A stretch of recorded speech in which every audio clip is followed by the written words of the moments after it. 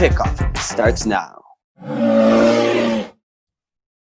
All right, now we're going to go to the Moving on to the AFC East here. The first team is the Buffalo Bills. The Buffalo Bills are a confusing team in my mind because I think that they have one of the best defenses in the league with guys like – I'm really bad with names. I don't even want to try to name players, but Tre'Davious White, Tre'Davious White, thank you.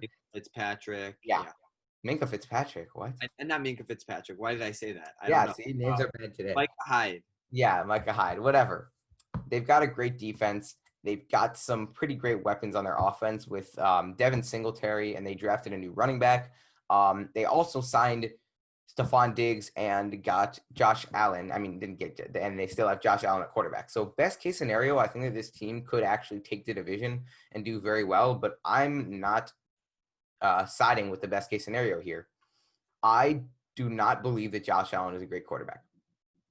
I think he's inconsistent. I think he kills drives with overthrowing with receivers. He's got a cannon for an arm, but he's not accurate. And I think that Stephon Diggs, while he's a great receiver, he comes with the baggage of a lot of drama. And I think that drama could also carry over to Buffalo. I still think that they can win some games with that great defense of theirs, but I don't trust their offense enough. So I've got them going 9-7. I have them going 9-7 as well. I'm not a huge fan of Josh Allen. He reminds me a bit of Trubisky. This Bills team reminds me of the Bears last year. If I'm being completely honest, a very good defense, an offense that showed promise last year, but I just can't trust them. Josh Allen, I don't think is a franchise quarterback, and I don't think he'll make that jump. Their defense is going to regress. Mm-hmm. Their offense is not. Why are their defense regress? Because it's hard to consistently have good defenses year after year. Yeah, but it wasn't like their defense was the top in the league. I think their defense could be – if their defense was like top 10 last year, I don't see a reason why their defense would go – I don't want to regress crazily. I'm saying maybe like from like 7 to like 9, something like they're not going to improve. Why? Honestly, I think they could improve. Why not? They weren't the top defense in the league. Yeah, but they were they didn't lose anything. I say they're probably it's dumb to base – like you can't just say they're going to do worse because that's something that happens, even if it is a trend. Something has to have happened in free agency or anything aside from just saying that they regress, because I think that's kind of dumb. Fine, but I still think that their defense isn't going to get better. Okay, I don't know why, but whatever. All their right. defense will be pretty good, but go on. I think Josh Allen's a bit overrated. Mm-hmm. I just don't see that much potential in their offense. I mean, they don't have a ridiculous offensive line. I think they'll be shown their offensive line. Who's their tight end? Do they even have a tight end? No, they have no tight ends on their team. Isn't it like Dawson Knox or something? I don't know who the tight end is. Oh, and one significant win I had them beating the Chiefs just because I don't know. I just had a feeling, and also because I think that defense could shut down. Not shut down, but if all goes well, yeah, slow Mahomes and whatever.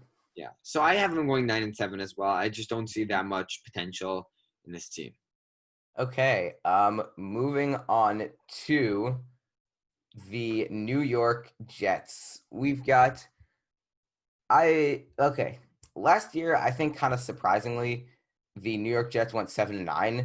When people think about the Jets, I feel like they think that they went maybe 4-12, 4-12, maybe 5-11.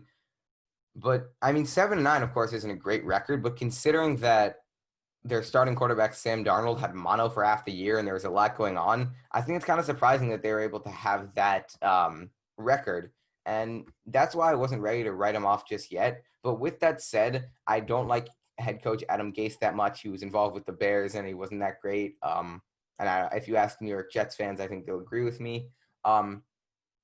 I see the Jets taking a few games against some pretty good teams, or against just like some teams. They'll win a few games, which will surprise people. They won't be terrible. They've got Sam Darnold back for this season, which I think will definitely improve the offense. But with that said, they just traded away Jamal Adams, who was basically carrying their entire defense. So I think that those two will equalize each other. That's why I have them going 7-9 again. Yeah. I'm not as big on the Jets. I thought that they had a worse year last year, honestly. Yeah, right? I thought that they were worse. I have them going 4-12. I think that them going 4-12 is just because I just can't see them beating that many teams. Like, They don't have an elite defense. I mean, they never had an elite defense, but it wasn't terrible last year. Jamal Adams is gone. He'll take a lot out of them. And yes, I think that they just won that trade, but they're winning that trade for the future, not for the present. Mm-hmm. I'm not sure I have full faith in Sam Darnold. People are overrating him a bit. He really didn't have that great of a year last year. That's fair. But they also got Le'Veon Bell, who is still, in my mind, a top. Le'Veon Bell's a great running back, but I mean, and they had a pretty great draft as well. They what? They had a pretty great draft this year. Yeah, but I mean, I don't think that, like, for example, like they drafted in the first round, I think, a left tackle, like Mekhi Becton, I think. I could be wrong. Yeah, and that's okay. I don't know. I think that'll help their team. It's good, but I mean, there are some, like, for example, I had the Cleveland Browns going 7-9. I had the Houston Texans going 7-9. But I think that both the Browns and Texans, I wouldn't be super surprised if they made the playoffs this year. Yeah. Put it this way, I would be surprised if the Jets made the playoffs. You know what I mean? Like, yeah. I think I said 7-9, but that's kind of their ceiling in my mind. Whereas I saw the Texans and Browns; they both have pretty high potential, but in my mind, I see them going lower than that. Yeah, and I think I had the Jets at their floor. It's 4-12. I just don't see that much potential in this team. Okay. I mean, I'm not a super avid supporter, but just what surprised me most was that they were able to go 7-9 last year because, like, I'll bet you that surprised you too. I think that people assume that they went like 4-12 last year. So after looking at that, I was like, okay, I'll give them, a few games. Yeah. So moving on now to the New England Patriots. Sure, why not? The Patriots. Everyone was excited for the Patriots to finally have their downfall after losing Tom Brady, but of course they got the move of the offseason, or at least one of the moves, the craziest moves of this offseason in signing Cam Newton. I think that the Patriots are such a disciplined team, and they had the best defense in football last year. I'm not saying I expect that to happen again, but I also think that this offense will be maybe better than people expect this year. I think Cam Newton is actually an underrated quarterback. I think you kind of hate on Cam Newton, Oren, but I think through his career, he's been utilized badly, and I trust this Patriots staff to utilize him well. That's why I have them winning the division this year, spoiler alert, going 11-5. So I see them on the uptick again just because I have so much faith in this Patriots organization, regrettably. I actually have the Raiders beating them. I think that's one of my big upsets. I have the Chiefs beating them. And aside from that, that's it. All right. So I'm just gonna go into mine. They're gonna go 6-10. Oh, whoa, okay. Argument time, but go on. All right. I think that their defense was very good last year. Maybe top one. They were the top defense last year. Yeah, they're the top defense.